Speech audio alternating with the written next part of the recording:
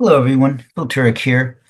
I saw a YouTube video, interesting, recently on the topic of despotism, and I thought this would be a fine session for today. So it's a civics lesson, and here we go. So if you go on YouTube, there exists a uh, video made back in 1946, apparently, and the title of it is Despotism. There's the link to it, or you could just, search for it. And it's apparently by a PhD guy from Yale University trying to explain how to classify different governments around the world. And so what they've done is they've just created a scale that says on one extreme, you have a democracy where everyone is involved and literate. And at the other extreme, you have despotism, which is an absolute ruler who's particularly using cruel and oppressive way of running his country, his or her country. Okay, so in this video, it's only 10 minutes long, so I don't see the logic in spending 20 minutes explaining a 10-minute video. Why don't you just watch it yourself? But I will summarize it a little bit here and says there are a couple different yardsticks that you can use for assessing whether or not a government is closer to a democracy or closer to a despotic government. And you can read this text here, and it's all from the video. But on the right side, I'm putting in examples of current events here in the United States. So based on the stuff on the right, you would tend to think that we are heading towards the bottom of the scale here, which is where respect is just reserved for a few people and huge swaths of our population and the rest of the world are considered beneath the ruling class. Okay, so there's a second scale that they use, and he calls it the power scale. And what he means by this is power shared among people, or is it concentrated in the hands of just a few people? And right now, we're still struggling with that going on in our United States Senate, where the incoming administration wants to put in people that are generally considered unqualified from outsiders' point of view. And so the Senate has to make a decision. Are they going to go along with the incoming administration, no matter what the choice is, or are they going to try to oppose it? So we know that Rome, the Senate in Rome, eventually caved in to the wills of Caesar, and it was considered to be part of the decline of the Roman Empire when that happened. So here in the United States, it's a current power play going on in our U.S. Senate. In that 10-minute video made in 1946, the author or the presenter, the Yale professor says, okay, so looking at those two yardsticks, what can you do to make a prediction about where the country is going in the future? And he has two yardsticks for that as well. One of them is economic distribution. And so he's asserting that if wealth is equitably, well, he didn't use that word. If it's distributed where there's a large middle class, then that's good. That's favorable to avoid despotism. If it becomes slanted, as he put it, or concentrated, particularly land ownership, where a few people own a lot of land, then it's a better chance for despotism to gain a foothold in that kind of a situation. And his last yardstick for predicting the future of the country is the control of information. So if it's freedom of the press, uncontrolled information systems, then that's good, that's healthy. When information becomes controlled by just a few people, then you have a situation where people have no choice almost but to believe what they are told, and they don't have critical thinking skills brought to bear. And right now, current events in the United States are suggesting, man, our information ecosystem is about to be severely stressed current events. So there's the 10-minute video in less than 10 minutes. And my thoughts on this are, well, that video was made in 1946. Is there any modern tool? Because at the end of the video, the guy says, okay, so what do you think of your current country? How would you rank it? How would you assess it on these four variables? And my thought is, okay, so what I go to for answers to questions like that one is the Social Progress Imperative or Social Progress Index website. So here's what it has to say about the United States. So they've ranked like 170 different nations, and they have all these different categories. Down at the bottom is their color key. So yellow means it's performing within the expected range. An open circle means it's less than 1% different, where blue is better and red is worse. And then a solid circle means it's uh, either over or underperforming by greater than 1%. And then, of course, there's a number of countries or sections of countries where there's no data available and it's just shown as being grayed out.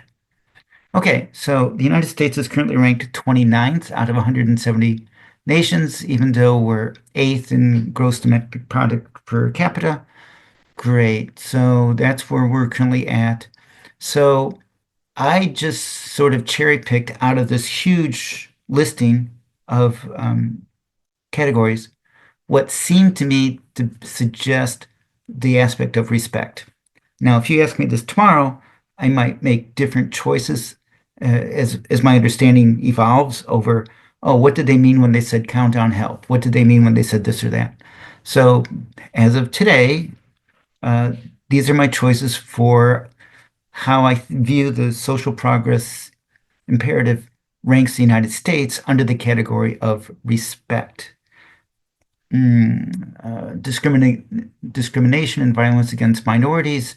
Okay, below average. Remember, yellow is kind of average or within acceptable range, and a solid red means it's more than 1% below average, 1 point, I should say, below average in our ranking compared to other nations of the world.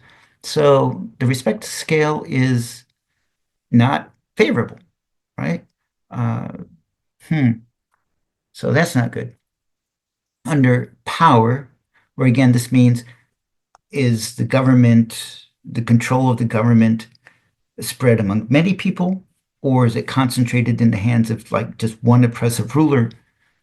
Okay, so the fewer people who are controlling the government, the worse it is, the more favorable it is for despotism to take hold. And picking these four choices, freedom of peaceful assembly, we either average, within expected range, or significantly underperforming. So a second indicator that is not encouraging for the current state of the United States government. What about the future indicators, right? So economic distribution. And in that 10-minute video, the guy is talking about, has to do with, do you have access to land ownership? Do you have access to education and then being able to get a job once you have that education? So these are, again, my today's choices for what I would look at, and none of them are above average, right? So at best, we've got housing affordability is considered within the expected range. Now, to go off on a tangent on that one, I have read an article in the past couple of weeks about the journalist who's the investigative guy on this said the reason why housing is so unaffordable in the United States is because we're a haven for money laundering from other countries that need to hide their ill-gotten gains. So they come in and they buy up an entire office building because they have the money to do it. And the people in the United States who would normally be at the high end of our own luxury scale and say, I want to buy this penthouse, I want to buy this luxury condo, they're priced out of the market. So they go and buy the slightly lower quality on the scale. And so the prices are driven up, and people who are just trying to break into the mountain market as first-time homeowners, they're squeezed out. So the problem isn't the lack of sufficient entry-level housing. The problem is all this money flowing in from uh, outside of our own national borders, making purchases in the United States that is just affecting our housing market in an adverse way. So, huh, let's move on to the next slide. This future indicator is a bad indicator for the US future. And his last indicator was the control of information. So, on that particular scale, or in these categories, we're doing either within the expected range or underperforming by more than 1 point relative to other nations in the world. And if you pay any attention to the current headlines, the incoming administration in the United States is promising to be very aggressive in pursuing anyone in the media who doesn't toe the line and speak highly favorably of everything that the incoming administration uh, may or may not do. So, yikes. These indicators are, none of these four indicators look too hopeful for the prospects of the United States evolving into being a healthier, stronger democracy than we currently are. In fact, all four indicators are suggesting we're going away from the direction that we would like to go. Here's the summary for what the whole world is doing. And it's saying, look, there's been steady progress in improving uh, livability on this planet for human beings up until this past year. The latest one that they have data for says, oh, things are starting to get worse. And they have numbers somewhere that says like 86% of the world's population is in an environment that's not really very healthful for human life and to thrive, right? Okay, so my interest, of course, is helping a Martian society become better than who we are. And it might well be that the United States isn't the founding culture and society for the future Martians because other nations are progressing so rapidly in their own spacefaring capabilities. And we're starting to, maybe we've already passed our peak. But looking at what advice I could give to the Martian society as you guys try to work out your own culture and government, within the Social Progress Index, there's like 100, there's roughly 170 nations on Earth. Some of them don't have data, but I clicked on some of the more prominent names and skipped most of the names on that list of 170. And out of the more prominent names, these were the ones that had higher rankings. I believe Norway was the country that was ranked number 1. So my suggestion is for those of you who are searching for guideposts for a society and a culture and a government structure, maybe start off by looking collectively at what these nations are doing well, what they're doing right, and go from there. Well, okay. Turns out I forgot one important aspect, and so here it is the next morning, different shirt, and I wanted to include this one for sure. The Norway example is maybe not that attractive and appealing to our personal history and taste here, at least for me. So, what I wanted to include in your thoughts about what kind of government structure, culture, and society to set up, once again, I want to harp on the uh, admirable qualities of the Iroquois Confederacy. So, established with the help of Hiawatha hundreds of years ago, their structure was a confederacy, so several independent nations and they would come together in the Grand Council to discuss issues that were common to all of them. They were selected based on honesty, reliability, and the admiration of the people. They didn't get any extra perks for the job. And one of their notable principles was they would make decisions thinking about, okay, is this sustainable for the next 7 generations into the future? And that's a little bit different from the way we currently make our decisions today.